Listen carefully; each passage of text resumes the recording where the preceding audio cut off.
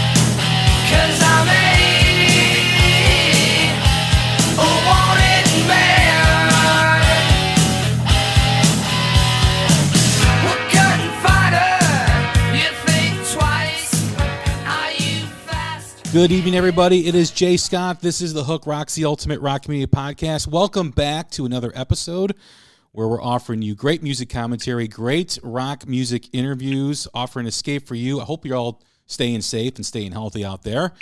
But we are offering an escape for you as we continue to do so. We'd like to welcome in our next guest, which I am honored to have on the show, and it is Mr. Stephen Pearcy from the band Ratt. What's going on, man? How are you?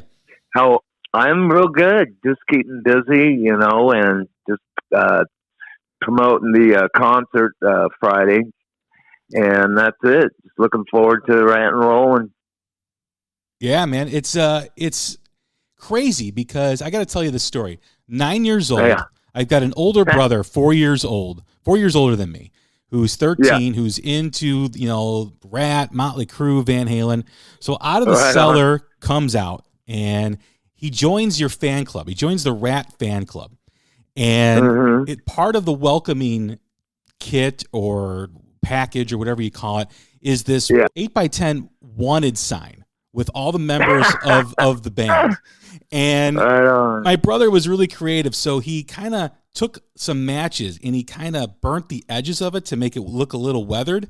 And he then he glued it on this piece of wood and he hung it on his door to his bedroom. And every day I walked by and I saw this wanted sign and I'm like, that is the fucking coolest thing. And I'm 9 years old. I'm like, that is so badass. Right. So that's like, and they're wanted men. It was great, man. But just a great career. Wow. And honored to have you on the show. So thank you very much for doing this. Oh, no problem. That's funny. I mean, we're working on also a show, taking people back. There's a docu-series coming out on Asahi TV that they're doing on me. And, I take them through the history of Mickey Ratt, how it turned into Ratt, where we used to rehearse in San Diego, So that's coming up also on the heels of the concert. And, like you say, it's way cool. And then when you mentioned Motley, Van Halen, Ratt, I mean, the interviews I've been doing, people are finally getting it that we were the guys that, came out first, 81, 82, Van Halen, 78. So that was a crazy, insane period, and then there you go, the wonderful 80s. Yeah, I mean, I remember the EP that you guys had, and I remember the vinyl my brother had, and I remember the posters and everything. But you are right. I mean, I obviously Van Halen came before you guys, but after you is what really blew up the scene. When Round and Round hit, and it was all over MTV, it was like the floodgate was opened up. Yeah, it's crazy. And then there you go again. I just did an interview with Martha Quinn. We went back, to those years. And it was just crazy because all of a sudden you had this MTV, right? And you were young, and you probably went, "Holy shit, is that what they look like?" You know? So it was cool that all of a sudden you had to become an actor. You know, it was great. You know, all good.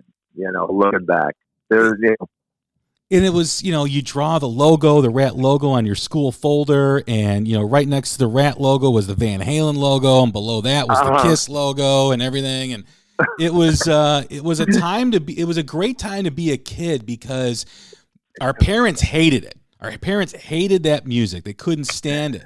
And it made us love it even more and crave it even more. And, I look back in my youth and I think of that music and what it meant to me and all the experiences and memories I have with that music playing in the background. Yeah, isn't it really crazy? Because, I do these cameos and they're 50s and 60s, and they're celebrating and they're going back and they're even their kids. Yeah, my kids, and like you, I read this one thing and because I put out this thing about in 1984, Ratt played first at this festival that had Ozzy and Motley and all these bands. And we went on first at like 8 o'clock in the fucking morning, right? All loaded. And, we talked about that. And this kid wrote this whole story. I mean, this guy wrote this whole story saying, yeah, I was 9 years old. And I remember going to see these, being at this festival and there were 150,000 people. Those 80s were a period that'll never, ever happen again. And that's why they're so important to us now, and people who experienced it, and even their kids are sharing it now, and their kids are 20-something having kids. It's crazy. It really is. I think of my 16-year-old son who's into rock music. He's one of the few. He's one of the few teenagers that likes blues-based rock music and rock and roll. And I think of the music that he's listened to and the new bands that are coming up. And I look at the bands that I grew up like Ratt, Motley, and Van Halen. You guys were larger than life. You guys were a personality as well as musicians, right? I mean, it was you couldn't take your eyes off you guys. And the image and the look. Why do you think that no longer exists, or it's starting to come back, but it's not like it was when I was growing up? Mm-hmm. Yeah, well, I always liked the whole, get ready for the show, and we had a manager, Milton Berle, whose uncle is Milton Berle, so we got tips on some things. Robin and I from day one. As everybody was being all heavy metal in 80, 81, Motley, we're going, well, man, we got to look different, So image played a great part.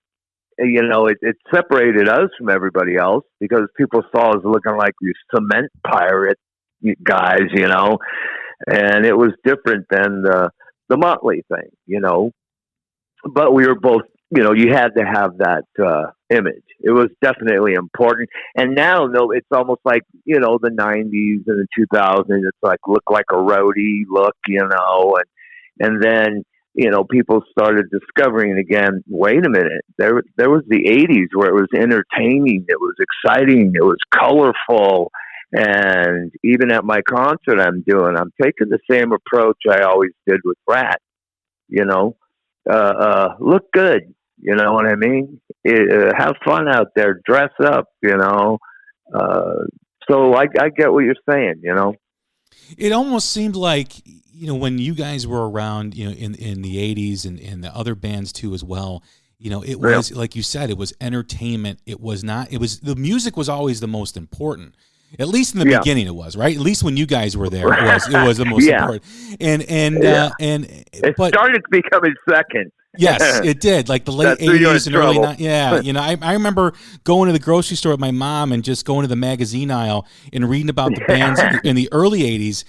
And then I started reading about bands later on, like in the late 80s, early 90s. I'm like, I don't even know who this band is. Like, I've never even heard their music, but they look good and they look pretty, and that's why they were in the magazine. But the music, in the early 80s and the mid 80s was the most important, and then came the image. But I agree. With the invention with MTV, it was it was not just, your ears absorbing it, your eyes were absorbing it too. And it created that larger in life. Do you think that the dismissal of the rock star as we know it is also in part because of people's fear of creating controversy?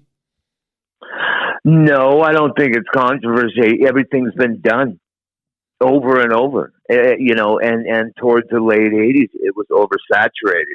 That's why, nobody killed rock. Nobody, grunge didn't kill whatever.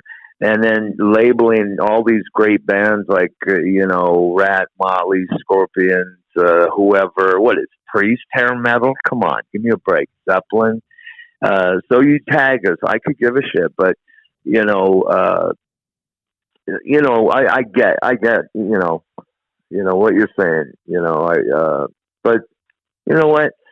That's how it was, but now it seems people are wanting to know what that was and want to be a part of it, because of that. It was colorful and stuff.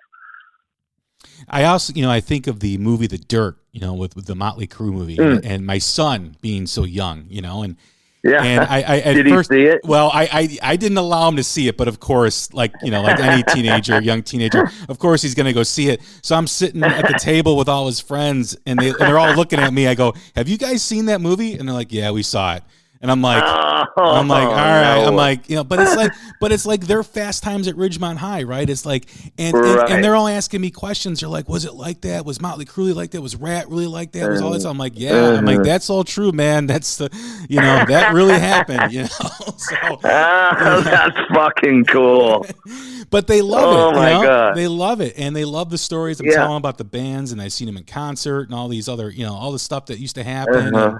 And I think you're right. I think they want to live that too. They want to see that stuff happen, with their bands that they're listening to, because it's fun. Yeah, it was entertaining. I mean, that's all a lot of us, cared about. And where did that come from? Van Halen. Van Halen set a mark for every play, that did want to be a part of it. The party band, the I want girls and cars, whatever the hell you want to call it. The fun of the 80s, like Metallica split. They go, man, we're out of here. Let's go somewhere else. We don't like that. And then the bands at the tides, the new wavers, so to speak, they all vanished. And then all of a sudden it's Iron Maiden, Priest, Motley, Ratt, and these stories. So I think it's great. Your kid and their friends saw that, because it'll never happen again. You can say it's almost like the 60s on the scene in the Strip. All these huge bands came from the Whiskey, where I'm playing tomorrow, the concert, and Gazzari's, Doors, Van Halen, Ratt, Motley. I mean, come on. It'll never happen again. It's just the coolest thing, and that's the way it was. Yeah, my son did a book report last year with the book Van Halen Rising, which is about like, right before Van Halen won, all the the backyard parties they used to do, and it was, he was mesmerized by it. He's like, I can't put it down. So yeah, let's talk about the show tomorrow night. You're doing a show with the Rat Bastards, your band, at the Whisky Go Go. It's a live stream show, and you made some news the other day by confirming that your old drummer Bobby Blotzer is going to be taking part in it. Yeah, it's hard to keep a secret. I mean, Bob and I, he's the drummer of Ratt. I mean, come on. So I asked him to come down. I asked a couple other people, so we'll see what happens. He came to rehearsal, and we're, just waiting to see what happens, tomorrow. And we'll see who else shows up, but the band, it's going to be, I want it to be right in your face. I want to have good lights, good sound, and just like you're in a front row seat, I mean, go back to the late 70s, early 80s, $10 a ticket and let's rock, you know. If you would have told me 2-3 years ago that you and Bobby would be on the same stage, I would have been like, you're crazy. And how did that yeah, right. How did that come about? I mean, you had to patch up a lot of things. A lot of things happened. There was a lot of bad blood, and obviously time heals all wounds, and time helps heal things. How did that happen? I just put it out there. Hey, what's up? I mean, we have, dabbled in conversation, and, all of us still have business together. It doesn't matter. It'll go on forever. Just because the band was, did what it did. There's always business to do, like there's another best of coming out and everybody has to be, we're part of it. And, if there's new music unreleased, we're going to do that. And, so I just asked him and he said, sure. And then we talked about a bunch of things. Me and him are just like brothers, fighting brothers, love to hate each other, you know what I mean? But why not? So he said, yeah, and that's how it came about. So I did the same thing with Warren. Hey, come on down. We'll see what happens. And is he going to make it, or is that, you don't know yet? I'm pretty sure Bob will, but Warren, I don't think so. Okay. Now, as far as your solo career, you've been able to reinvent yourself, especially with the last 2 albums, Smash and View to a Thrill, both great albums. And you also made a comment too as well that the only way you'll do another Ratt record is if all the original members are a part of it. Is that something that you feel strongly that could happen, or is it still unknown at this point? Look, anything's possible with us. We're not, like I've said over and over, we're not the most dysfunctional band in the world. I hope it happens. I put the feelers out. It's all I can do, or release stuff that we have nobody's heard, and that's about it. But I will not do another record. It doesn't make sense. Infestation was great. But it didn't have one. If we were going to do it again, which we've had offers to do records, and I say no, unless it's the original guys, I won't do it. So, the music I write for solo is music for Ratt first. Like the last song I wrote and put out there, that was written for Ratt, but I sat on it for a year and I finally said, nah, I'm going to put it on the record. My solo record, and that's it. Even a lot of the songs going on the 6th solo record, which I'm going to go in studio to start doing, so I can release it this year, is you can consider for Ratt music first, and that's just the way it is. So until we write and do a record, hell will freeze over. We'll see. Well, as a fan of Ratt and as a fan of you, and my fingers are crossed. I know, Ratt, like you said, has been dysfunctional for a long time, but when you guys are together, it is magic. Yeah. It doesn't, it really is something special. And, to be a part of the heritage that was known as the Sunset Strip in the 80s, and to see other bands, continue on in some form or fashion, I think, Ratt, it would be very special for you guys to continue. I agree. And, not just for monetary reasons, it's just to make a statement. Hey, this is how it is, man. We can kick fucking ass, and back to basics. So I'd love to do that. It's like we're trying to re-release the EP.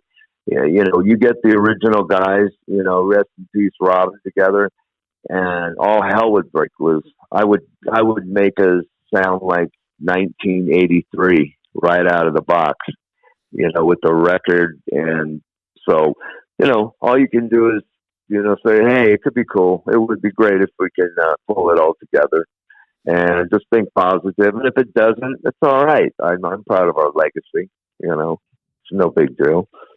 The show at the Whisky, you've also got some other special guests coming on. Well, I got a drummer. My drummer has played with Ace Frehley. My bass player has played with Danzig and the brothers in what's that band? Hell Yeah. Okay. And just got a gold record, actually. And Eric Ferentino's been my lead guitar player, co-writer for about 20 years. Frankie Wilsey is from the Sea Hags and Arcade. And who else? Scotty's also played lead of Ford. So it's a good group of guys, the Rat Bastards. So we're going to go out there and, it was originally supposed to be a New Year's Eve Rat gig, but we couldn't pull it together. So I said, all right, well, I'll get my bastards together and we're still going to lay it down. So there you go. Because of COVID, things have to be, through a live stream. Unfortunately, you can't have a crowd at the Whisky. Yeah. Basic, when you think of what's happened over the last year and now you're performing in this new type of environment, what are your expectations? What are your thoughts on this newness of live streaming? I think it's great. However you can reach the people. We were fortunate enough to have a Geico commercial out when COVID went down because that reminded people, hey, holy shit, there's that band Round and Round. That was cool for this show. Entering the new program, it is what it is. We'll be going out there playing live soon enough. My solo band, the Bastards, and who knows, Ratt down the line might be doing shows.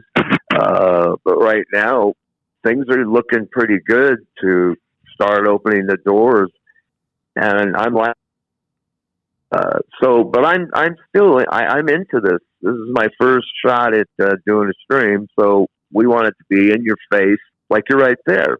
Hey, I'm at your party. I'm at your house. You're in your bedroom. Who gives a shit? Let's party. Was it important for you to learn about the technology to make sure it sounds good? Because that's also part of the experience too. I mean, when this first started, when live streams first started, it was at its infant stages, and let's face it, the sound quality that a lot of bands used wasn't the greatest. But that's improved over time, and especially using a venue like Whisky A Go Go, they have the ability to turn that over into sounding good on people's computers or TVs or whatever. Was that a big part of it for you? Was that a big concern? No, yeah, we literally did, and I don't know if anybody else does, but you do tweak it. You want it to sound good. So as it's playing, you're mixing. We're going to be adding in effects live. As the live's going down, some trippy shit's going to happen visually. So we'll see how that works.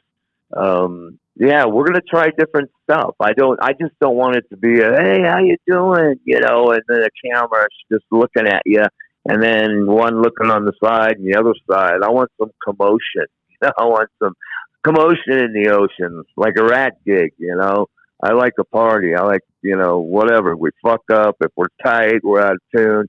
Hey, man, it's just a gig. It's a party, We're inviting you to a party, except it's at the Whisky, Doesn't get much better than that, at the Whisky Go Go, right? I mean, that is the definition of a party, right?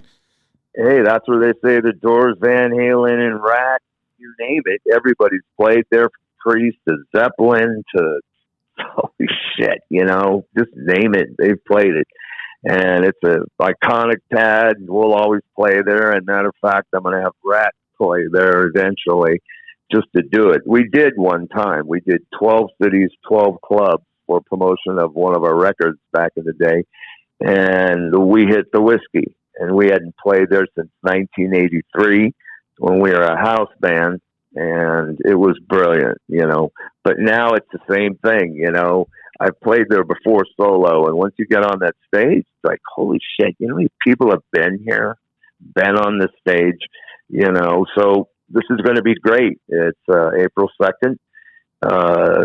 You go to StephenPearcy.veeps.com, and I think you can get a custom swag shirt there, and I'm meeting and greeting people, and it's going to be a good thing, How you doing? Let's chat, Do it while you reach them how you can, Absolutely. When you're putting together a set list like this, and you've got other people playing from other bands, is it going to be, the majority of, is it going to be Ratt songs? Is it going to be covers? What do you plan on doing?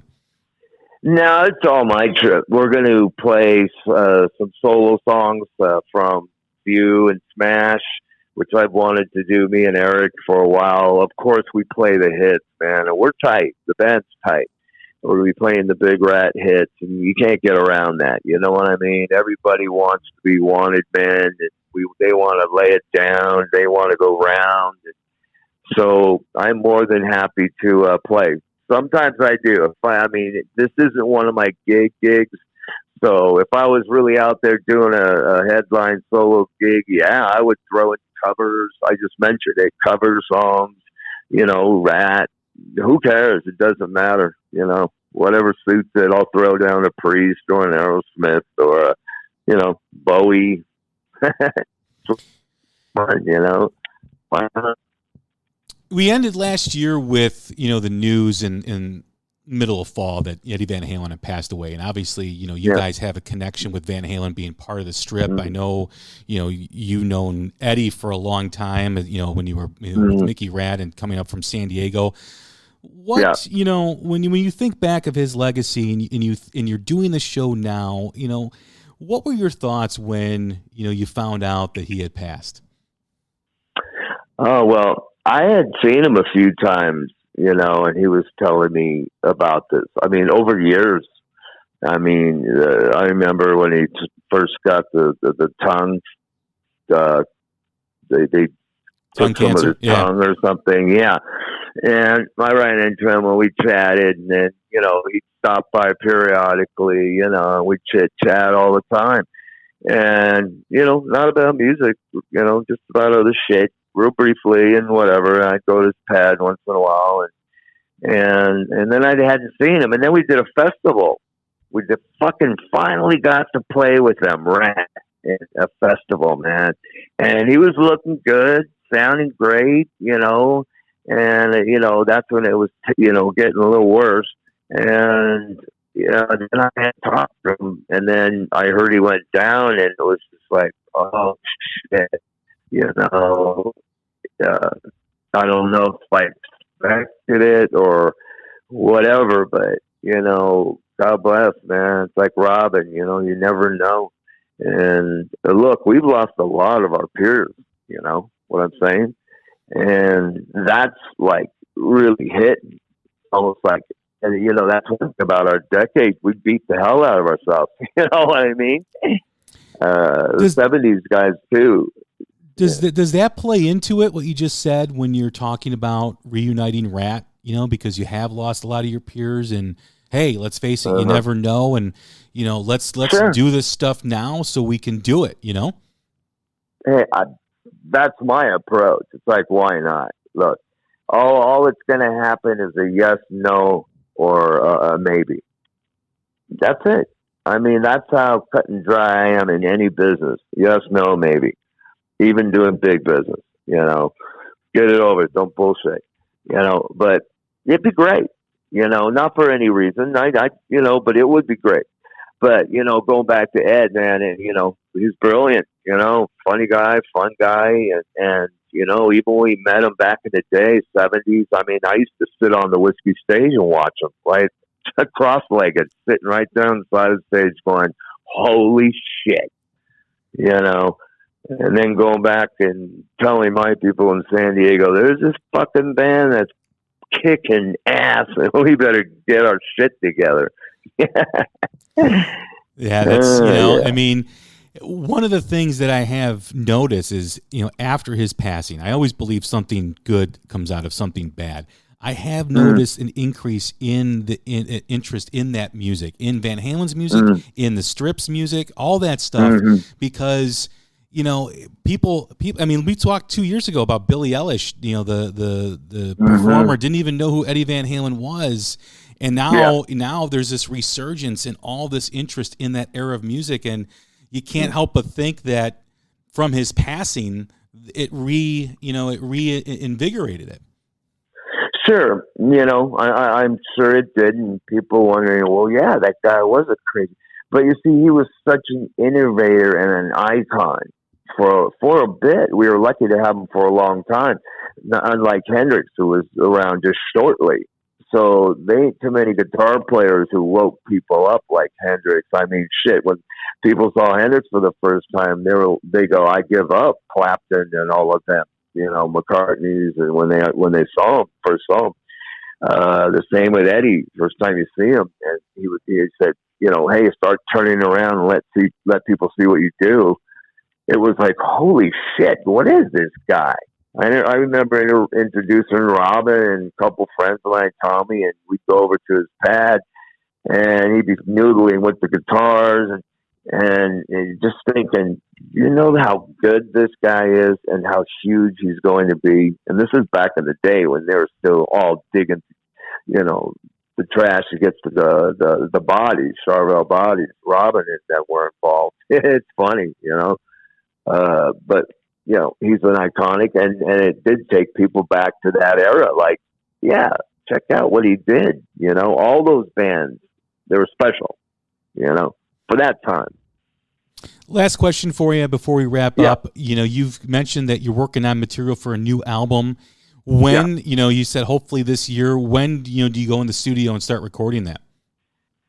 Ironically, I just got off the phone with Matt Thorne, where we record everything at MC Studios for the last 20 years, about getting some time. And I believe it could be out by August, September, if I have my way. It's already written. All I have to do is go in and record it.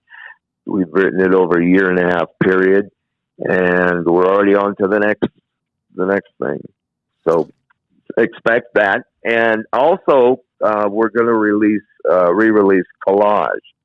I don't know if it's going to be through Top Fuel Records or what, but we're going to release Collage with a new song, unreleased early Ratt songs, and that will come out probably later in the year. And then I hear that Universal might be putting out another best stuff, so we'll see what happens.